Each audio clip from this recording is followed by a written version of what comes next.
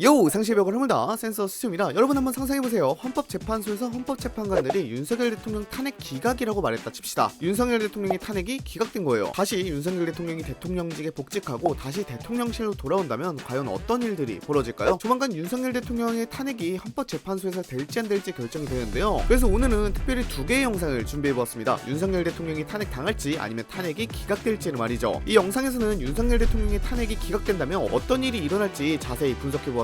바로 보시죠. 그 전에 시청자의 70%가 아직도 구독을 누르지 않았다고 합니다. 이제는 구독 누를 때가 된 것 같습니다. 구독 버튼 한번 눌러주세요. 먼저 이번 탄핵이 어떤 맥락에서 왔는지 잠깐 짚고 넘어가죠. 2024년 12월 윤석열 대통령이 비상계엄을 선포한 사건은 대한민국을 발칵 뒤집어놨어요. 야당 6개 정당이 이건 위헌이다라고 뭉쳐서 탄핵소추안을 발의했고 12월 14일 국회에서 가결됐죠. 이게 대한민국 역사상 세 번째 탄핵이에요. 첫 번째는 노무현 대통령, 두 번째는 박근혜 대통령, 그리고 이번 세 번째가 윤석열 대통령이죠. 현재는 윤석열 대통령의 권한은 정지가 된 상태고요. 최상목 기획재정부 장관이 권한대행일을 맡고 있습니다. 근데 여기서 핵심은 헌법재판소의 결정이에요. 저는 개인적으로 이번 결정이 만장일치로 나올 거라 봅니다. 인용이 되든 기각이 되든 어떤 결과가 나와도 만장일치로 나올 거예요. 왜냐? 지금 국민 여론이 너무 갈라져 있어요. 제 유튜브 댓글만 봐도 탄핵 찬성파랑 반대파가 하루에도 수십 번씩 싸우고 있거든요. 만약 헌재가 4명은 찬성하고 나머지는 반대하고 또 5명은 찬성하고 나머지는 반대하는 것처럼 애매한 판결을 내리면 그 뒤에 국론 분열이 더 심해질 거예요. 소송이든 시위든 큰 혼란이 올 가능성이 크죠. 그래서 헌재 재판관들도 이걸 알기에 어느 쪽으로든 만장일치로 결론을 내릴 가능성이 높다고 봐요. 해외에서도 한국 상황을 주시하고 있거든요. 그래서 결론이 나오면 만장일치로 하되 반대 의견은 보충 의견을 통해 이야기하는 방향으로 잡지 않을까 싶어요. 자, 그럼 오늘은 탄핵이 기각된다고 가정하고 그 뒤에 어떤 일이 펼쳐질지 하나하나 뜯어봅시다. 탄핵이 기각된다면 그 즉시 윤석열 대통령은 대통령실로 복귀하게 될 겁니다. 다시 권력의 정점에 서는 거죠. 근데 이게 그냥 다시 일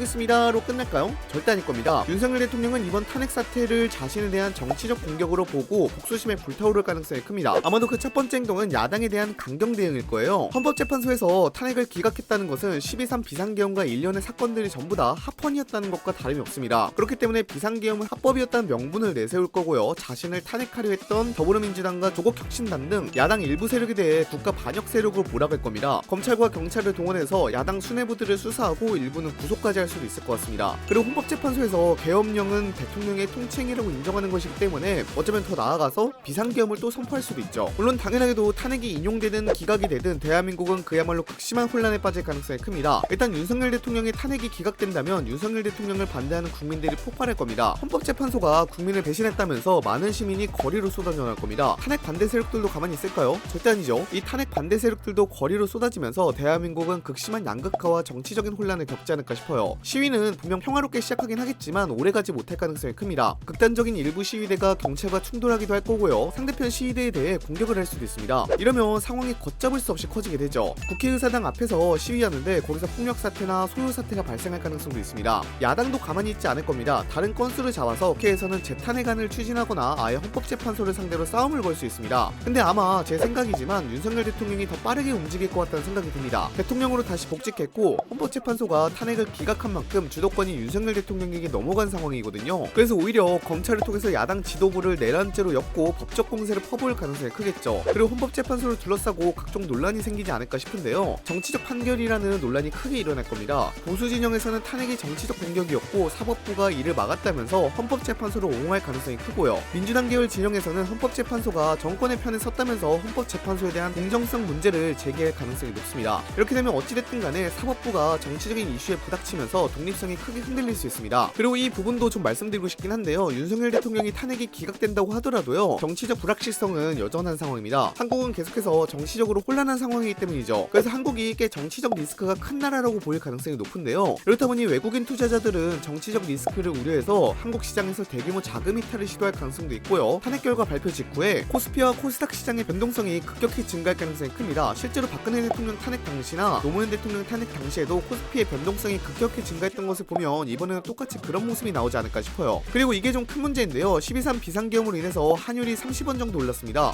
이건 한국은행에서 평가한 거예요. 근데 이런 고환율이 장기화하지 않을까 싶어요. 일단 금융당국에서 12.3 비상계엄이 일어난 이후에 한국 경제를 안정화하겠다고 돈을 어마어마하게 뿌렸습니다. 정치적 불확실성이 커지고 안정화 정책을 펼친다고 돈을 마구마구 뿌렸으니 환율은 가파르게 올라가겠죠. 4개월간 평균 상승폭이 30원이라고 하는데 이는 2008년 글로벌 금융위기 이후 가장 높은 거거든요. 근데 12.3 비상계엄으로 인해 경제적인 후폭풍은 아직은 오지 않은 것 같은데요. 고환율이 계속 장기화가 된다면 물가가 지속적으로 올라가서 우리에게도 어느 정도 부담이 오지 않을까 싶습니다. 문제는 정치적인 혼란이 계속 이어질 것이기 때문에 이걸 제대로 수습하지 못할 가능성이 크다는 겁니다. 수습하려 해도 그때마다 정치적인 이슈가 생겨서 경제 정책에 제대로 집중을 못할 수도 있죠. 그렇게 2025년 하반기 정도에 크게 요동치지 않을까 싶어요. 이후 윤석열 대통령은 정부 개편과 친정부 인사 중심의 내각을 구성하게 될 텐데요. 탄핵 소추를 주도했던 인물들을 정치적으로 견제할 가능성이 높고요. 여당 내부에서도 탄핵 소추 때 찬성했던 사람들을 천해로 갈 것 같습니다. 그리고 주요 부처 개각을 단행하여 새로운 모습을 보이려고 할 겁니다. 그리고 그 이전보다도 훨씬 강경한 정책을 펼치지 않을까 싶은데요. 검찰, 감사원을 통하여 이전부터 논란이 생겼었던